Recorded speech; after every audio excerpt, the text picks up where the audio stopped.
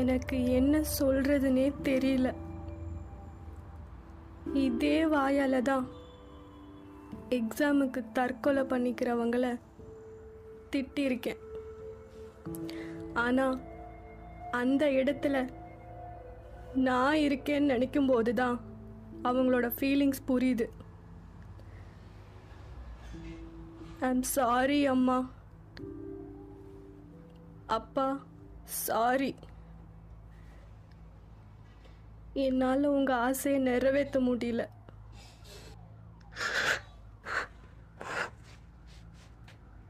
என்னை மன்னிச்சிருங்க.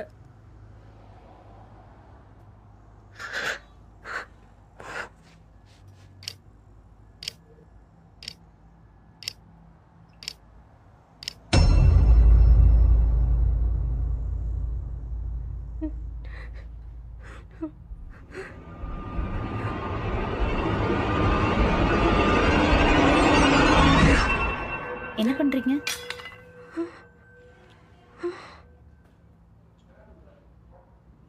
யார் நீங்க? நான் யாருங்கிறது இருக்கட்டும், முதல்ல நீங்க என்ன காரியம் பண்ண பாக்குறீங்க? அது வெப்கேம் முன்னாடி. நான் என்னமோ பண்ணிட்டு போறேன். முதல்ல நீ யாரு?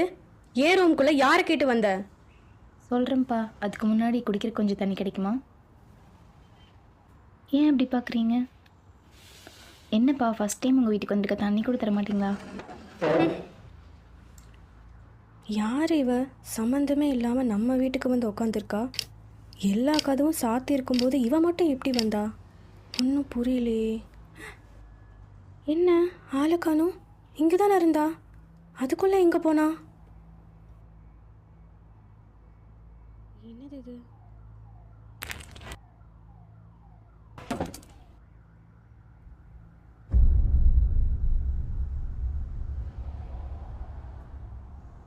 ரேணுவா? முதல்ல இவ யாருன்னு நாம தெரிஞ்சுக்கணும்.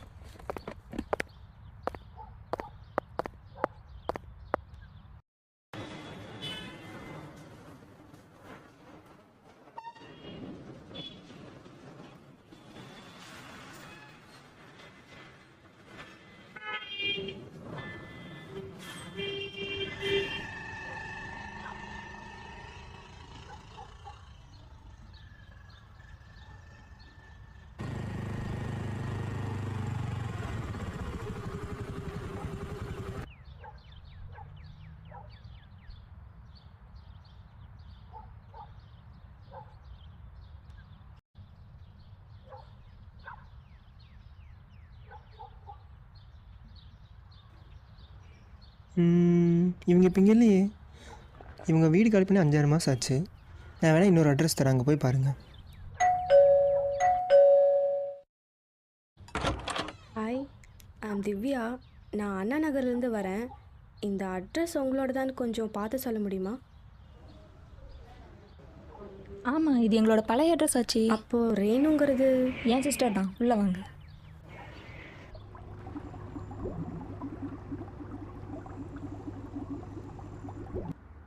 உட்காருங்க, குடிக்க தண்ணி கொண்டு வரேன்.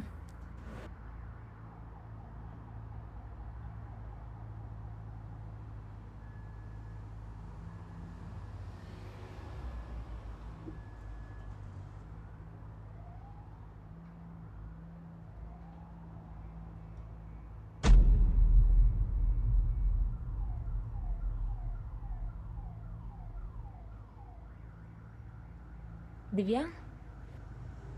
ம். இவ தான் என் சிஸ்டர் ரேணு. ஓ அப்படியா? இப்போ எங்கே இருக்காங்க? இந்த செப்டம்பர் 1 வந்தா அவள் இறந்து 1 வருஷம் ஆகுது. இறந்துட்டாங்களா? எப்படி? வேற என்ன, எல்லாத்துக்கும் இந்த பாலா போன எக்ஸாமும் ரிசல்ட்டும் தான் காரணம். அவள் இப்படி பண்ணுவான்னு நாங்கள் கொஞ்சம் கூட நினச்சி பார்க்கவே இல்லை. எல்லா ப்ராப்ளத்தையும் தைரியமாக ஃபேஸ் பண்ணுறவ, எங்களால் முடியாததையும் அவள் பண்ணிடுவா. எல்லா எக்ஸாம்லேயும் நல்ல மார்க் எடுப்பா, எதுக்கும் துணிஞ்சவ. என்னவோ தெரியல, இந்த விஷயத்தில் ரொம்ப பயந்துட்டா. சின்ன வயசுலேருந்து 2 பேரும் கை கோர்த்து நடப்போன்னு எங்கள் அம்மா சொல்லுவாங்க. கடைசியில் அவள் உயிர் போகும்போது கூட அவள் கை என் கைக்குள்ளே தான் இருந்துச்சு.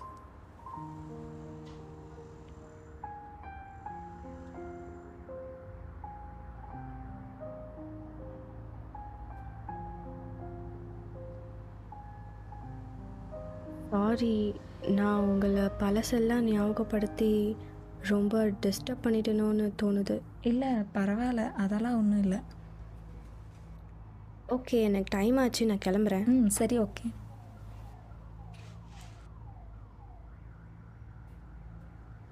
திவ்யா, ஒரு நிமிஷம்.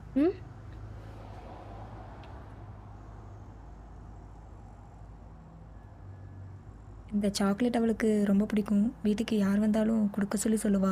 அதையே நான் இப்போது கண்டினியூ பண்ணுறேன். தேங்க்ஸ், நான் போயிட்டு வரேன். ஓகே.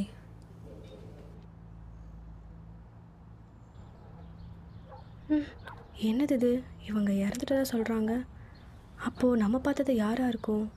ஐயோ, ஒன்றுமே புரியலையே.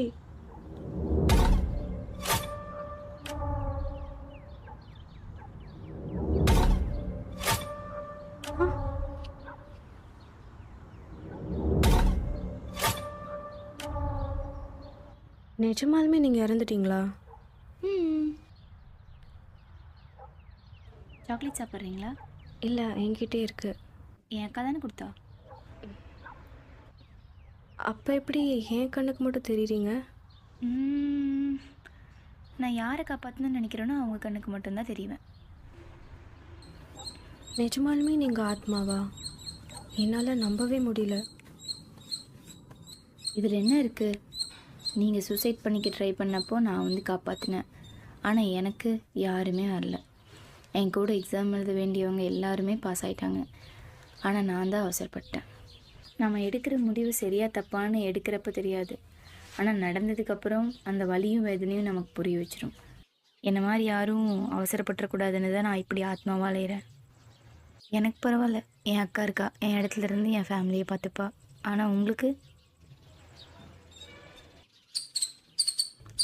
இதுக்கப்புறமும் நான் சொல்கிறது உங்களுக்கு புரியலைன்னா நாளைக்கு போய் எக்ஸாம் கொஷின் பேப்பர் பாருங்கள், அப்போ புரியும்.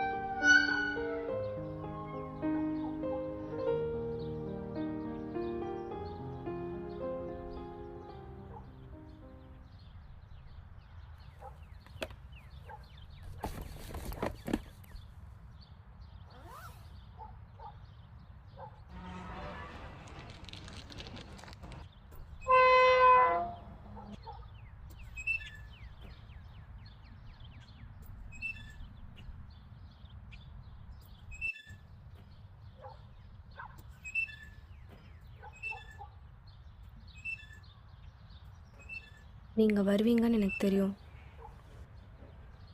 பா செம ப்ரில்லியண்ட். பரவாயில்லையே, முகம் ஃப்ரிட்ஜில் வச்ச ஆப்பிள் மாதிரி ஃப்ரெஷ்ஷாக இருக்கே.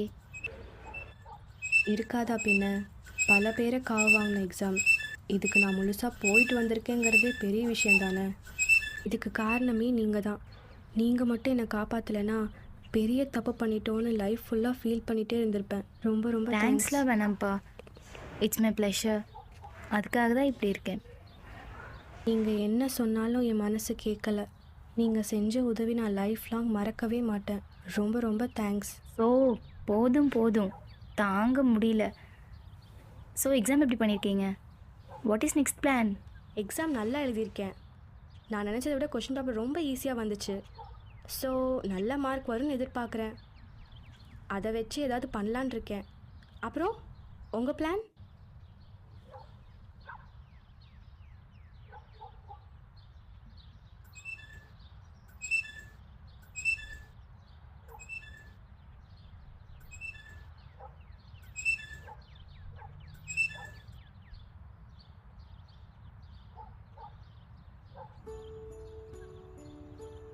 அவ்வளோதாங்க, நான் வந்த வேலை முடிஞ்சது. அடுத்த ரிசல்ட் வருதுல்ல, அதுக்கு ரெடியாக வேணாமா?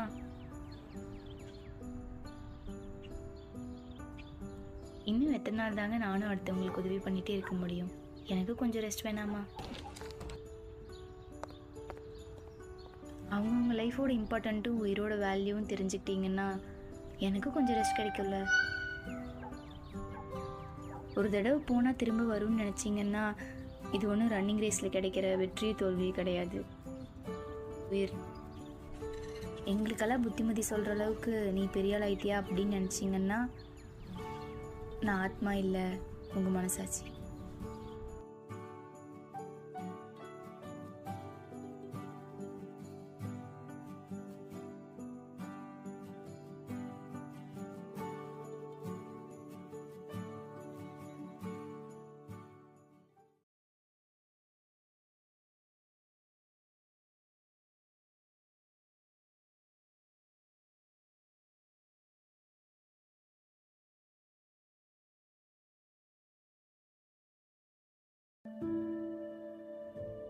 எனக்கு என்ன சொல்கிறதுனே தெரியல. இதே வாயால் தான்